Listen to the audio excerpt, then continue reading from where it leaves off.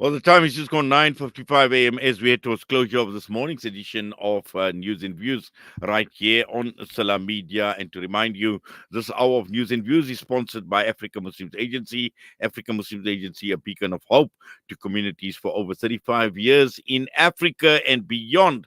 We still have got fired up with Hafiz Imran Chunara that will be coming up shortly. But before that, October the 27th, observed as Kashmir a Black Day. And while the focus is what is taking place in Palestine, in Gaza, in Lebanon, and let us also remind ourselves that Kashmir and the occupation of Kashmir, even an older occupation than the occupation of Palestine. So let us not lose focus, let us not lose sight of Kashmir. And this is the reason why we are talking about Kashmir Black Day. We are joined by Sadia Basharat, Senior Research Analyst at Rupa Media, a license holder of RT News in Pakistan, doing Masters in Strategic Studies from the National Defense University in Islamabad in Pakistan.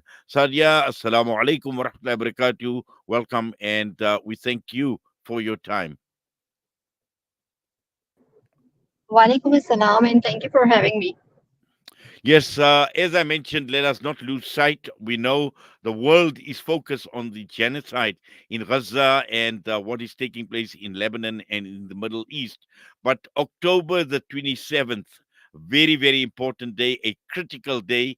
And this is the reason why year after year, Sadia, Kashmir Black Day is being observed. And let's just talk briefly, just to remind ourselves what Kashmir Black Day really means. Kashmir Black Day, observed on October 27, as you said earlier, marks the day in 1947 when Indian forces entered Jammu and Kashmir. So, this event is important to Pakistan because it started a long standing conflict over Kashmir. And Pakistan believes that Kashmiris should have the right to decide their future, as promised by United Nations resolution, which call for a vote. People choose their own path.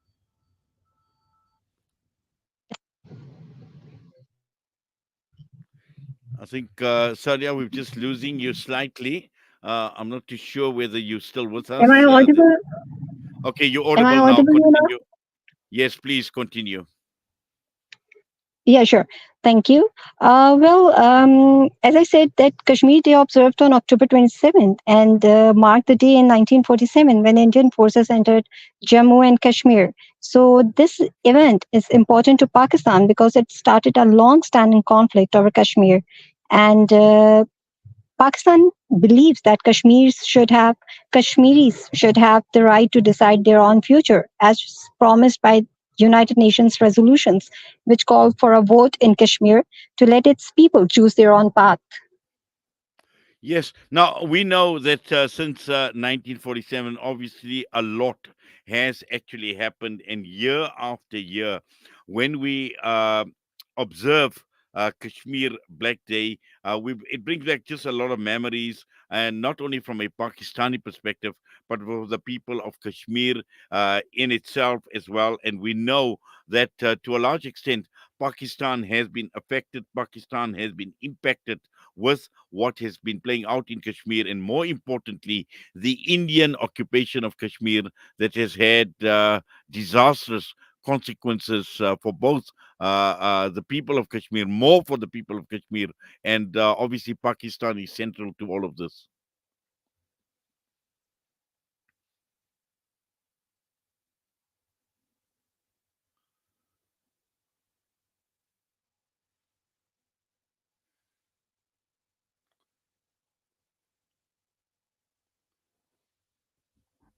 I think we seem to have lost Sadia Basharat. We're going to try and call her.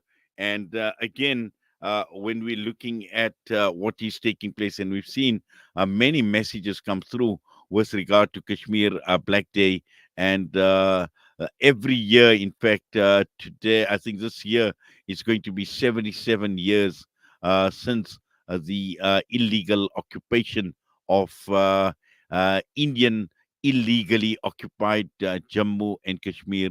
and we've seen it throughout a period of time. We've seen many generations, like we see in the case of Palestine, of innocent Kashmiri men, women, children, all of them have been at the receiving end of Indian brutality, the bloodshed, the torture that has taken place. And we've seen how the situation has worsened consistently over the last 5 years or so, where India took unilateral action in August 2019, which actually stripped Jammu and Kashmir of its special status.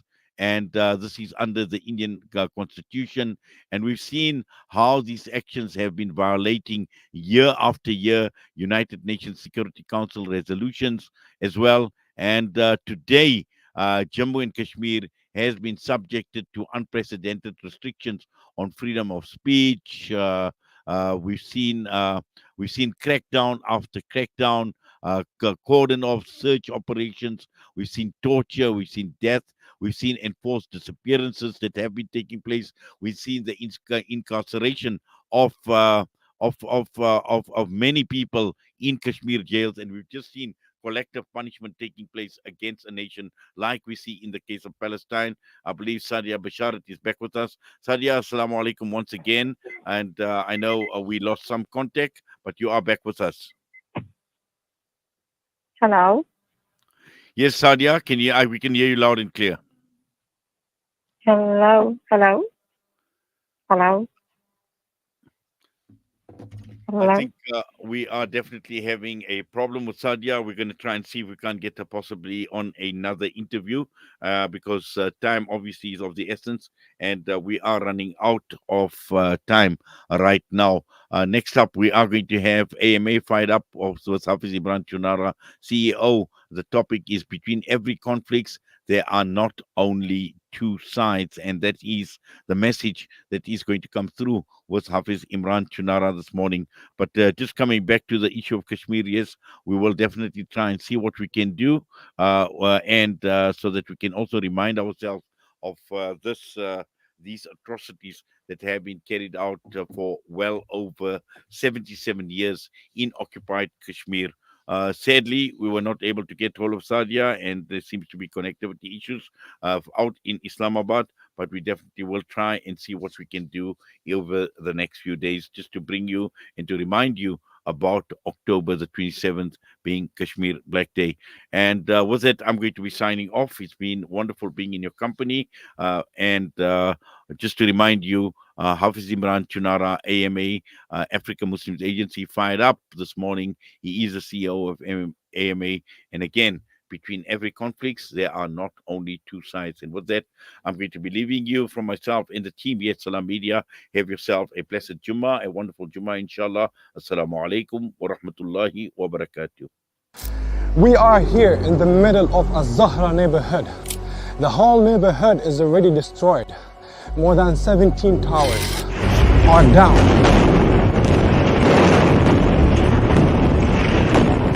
Here, as you can see, the firefighters trying their best to help. The people are still under the rubble.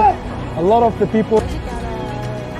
Join Hamza on his exclusive South African tour as he shares his personal experiences, never before seen footage, and powerful insights on the ongoing genocide in Gaza. This is more than just a talk. It's an invitation to witness Gaza through the lens of Hamza Sha'alan.